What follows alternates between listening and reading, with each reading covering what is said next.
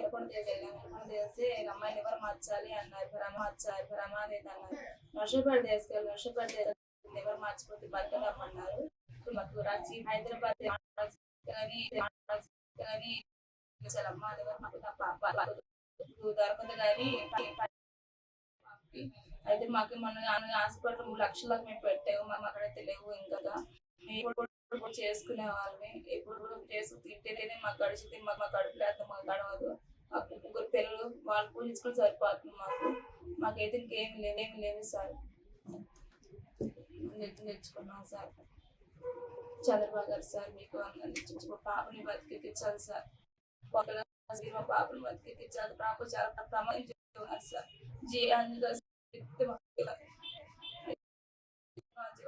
Sir ఎవరైనా సహాయం చేయండి సార్. మా పాపకి మీకు అన్నా చేయించుకుంటున్నారు సార్.